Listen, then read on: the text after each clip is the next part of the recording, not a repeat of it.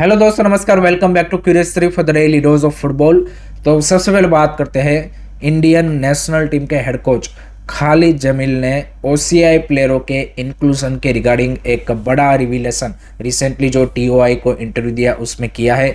उन्होंने बोला है कि we are tracking 3 more OCI players and जैसे ही उनका डॉक्यूमेंटेशन हो जाता है we will call them for the national team. उसमें से एक प्लेयर का तो खालिद जमील ने फाइनल अप्रूवल भी दे दिया है एंड मोस्ट प्रोबेबली इस साल के एंड तक आपको वो इंडिया की जो नेशनल टीम की प्रोबेबल स्क्वाड है उसमें भी इंक्लूड होते हुए देखने को मिलेंगे। उन्होंने क्लियरली बोला कि रेन विलियम्स ने जो रास्ता अपनाया है और जिससे यहाँ पे बाकी जो ओसीआई प्लेयर्स हैं उनके लिए भी उन्होंने एक डोर ओपन कर दिया है कि जिसके through there are more OCI player जो कि इंडिया को रिप्रेजेंट करना चाहते हैं। बट उन्होंने ये भी बोला कि हम सिर्फ ऐसे ही ओसीआई प्लेयर को अभी ट्रैक कर रहे हैं कि जिससे हमारी नेशनल टीम और ज़्यादा स्ट्रॉन्ग हो पाए and we are looking for a specific position player की जिससे और ज़्यादा हमारी टीम को हम स्ट्रेंथन कर पाए। ये सारी बातें यहाँ पे फैंस को एक होप ज़रूर देता है कि भाई इन नियर फ्यूचर हमें और ज़्यादा ओसीआई प्लेयर इंडिया की नेशनल टीम में रिप्रेजेंट करते हुए दिखेंगे एंड हमारी नेशनल टीम और ज़्यादा मजबूत होगी। But the bigger question and obviously the doubt is regarding this documentation part because वो सारा जो डिसीजन है वो गवर्नमेंट के हाथ में है एंड लेट होप कि ये जो 3 प्लेयर ये लोग ट्रैक कर रहे हैं उनका भाई डॉक्यूमेंटेशन जल्द से जल्द हो एंड उनको इंडियन सिटीजनशिप मिल जाए। That would be a great thing but this is absolutely a big news and इससे भाई आपकी जो नेशनल टीम में कम्पिटिटिवनेस है वो भी आई थिंक काफ़ी ज़्यादा और बढ़ेगी। सो दिस इज़ ग्रेट। आपका क्या मानना है, आपके क्या थॉट्स है, कमेंट सेक्शन में ज़रूर शेयर कीजिएगा। नाउ सेकंड बात करते हैं आईएसएल के बारे में। तो भाई आज है आईएसएल का title decider match. It's Kolkata Derby and I think last 25 years में ये पहली बार हो रहा है कि जहाँ पे कोलकाता डार्बी से भाई टाइटल डिसाइड हो सकता है and this is a huge game in terms of the title race point of view.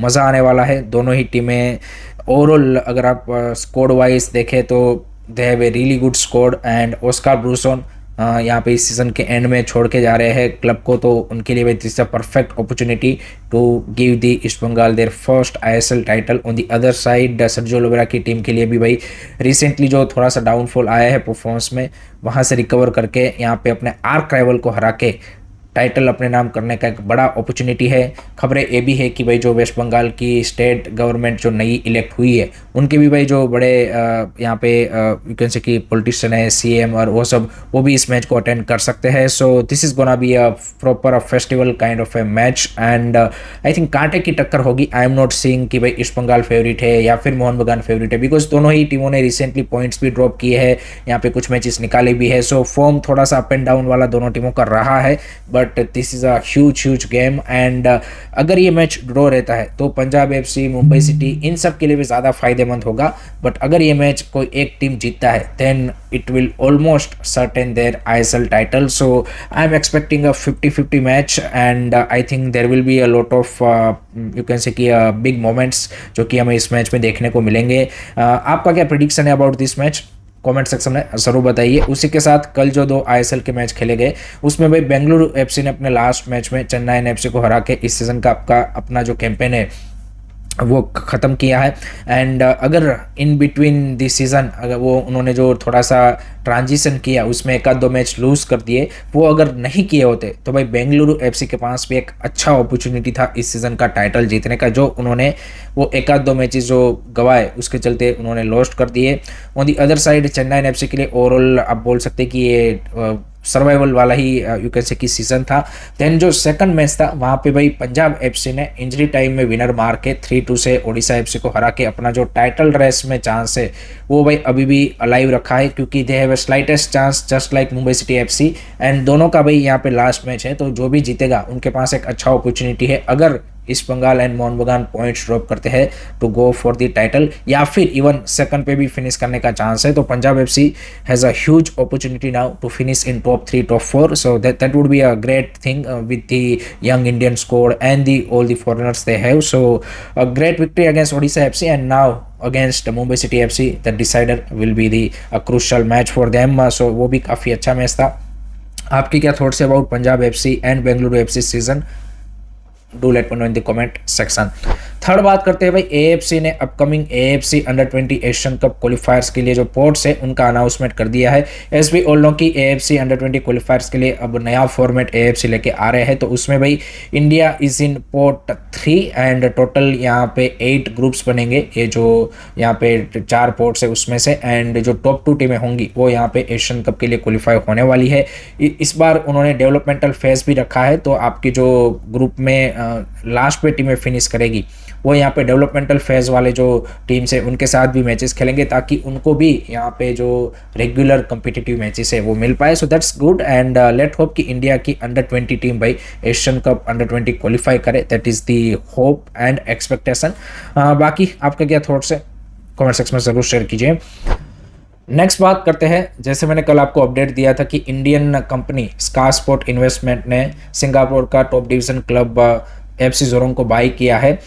तो कल उसका ऑफिशियल अनवील भी किया गया एंड ये जो एफसी जोरोंग क्लब है this is fully owned by the J2 league club of Japan and पूरा जो मैनेजमेंट है वो भी जापानीज है। So this is a great opportunity for Indian company and for the Indian people to work with the Japan club, क्योंकि आपको पता है कि जापान ने जिस तरीके से फुटबॉल में यहाँ पे पिछले 20-25 सालों में ग्रोथ दिखाया है, तो आई थिंक उससे काफ़ी सारी चीज़ें यहाँ पे जो इंडियन कंपनी है और जो लोग उनके साथ काम करेंगे उनको भी सीखने को मिलेगा कि भाई किस तरीके से आप क्लब को ग्रो कर सकते हैं, प्लेयर डेवलपमेंट, ये सारी चीज़ें।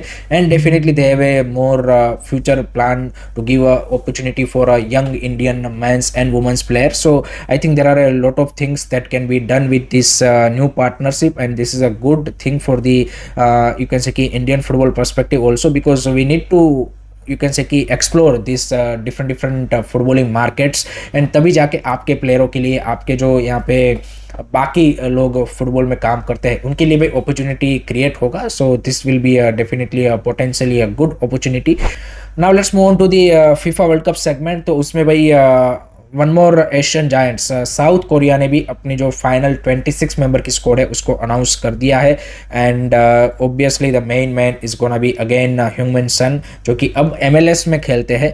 एंड उसके अलावा ऑब्वियसली यहाँ पे किम जिन में जो कि बायर्न म्यूनिख के लिए खेल रहे हैं, वो भी काफ़ी इंपॉर्टेंट प्लेयर रहने वाले उनके लिए। उसके अलावा जो PSG के ली है वो भी काफ़ी इंपॉर्टेंट प्लेयर होंगे। एंड लास्ट टाइम हमने देखा था they reached into the round of 16, तो क्या वो इस परफॉर्मेंस को रिपीट कर सकते हैं? लास्ट टाइम उन्होंने ग्रुप स्टेज में पोर्टुगल को भी हराया था, तो that was a big moment for the south Korea. So I think definitely they have a strong squad, but this time the challenge is definitely much more bigger, and let's see कहाँ तक वो अपना world cup का journey यहाँ पे तय कर पाते हैं। आपकी क्या थॉट्स है, आपकी क्या एक्सपेक्टेशन है from South Korea in this edition of FIFA world cup? Comment section में जरूर बताइए।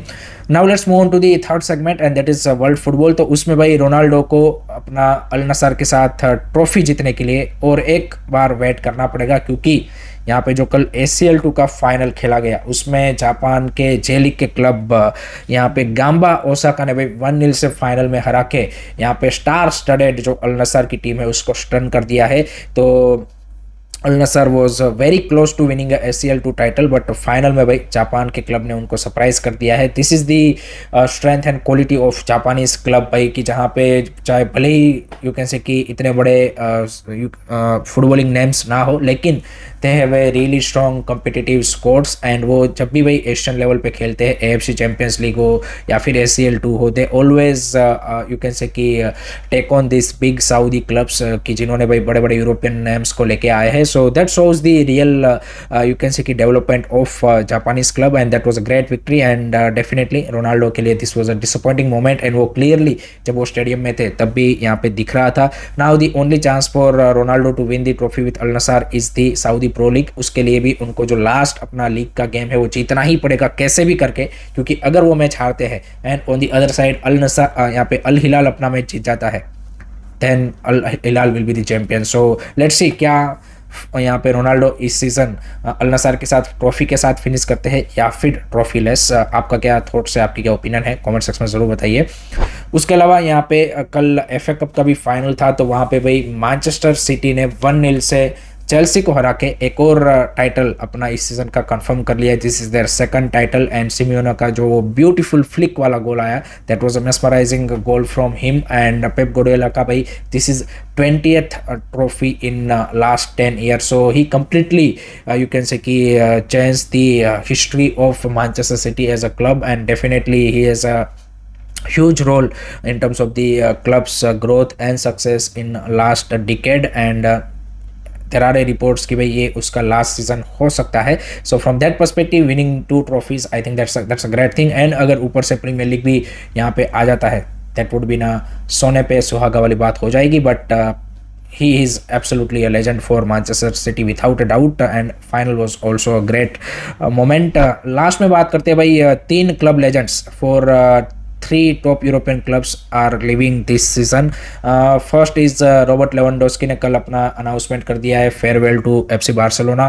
4 साल में भाई 3 La Liga title, and the way he change the Barcelona, I think he has a played a crucial role because Barca को जब उन्होंने join किया, Barca were in toughest time in their club history, and वहाँ से जिस तरीके से उन्होंने यंगस्टर के साथ मिलके यहाँ पे ये टाइटल जो जीते हैं, I think it was a great thing to see, and Robert Lewandowski is one of the modern day great striker without a doubt.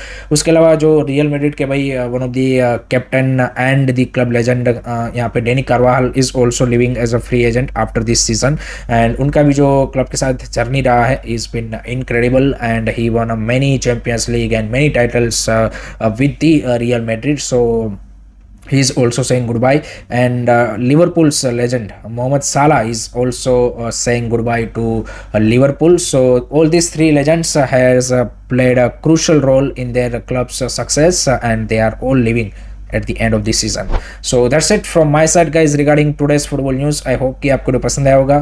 Keep supporting this channel, don't forget to like, share and subscribe Curious City. जय हिंद, जय भारत।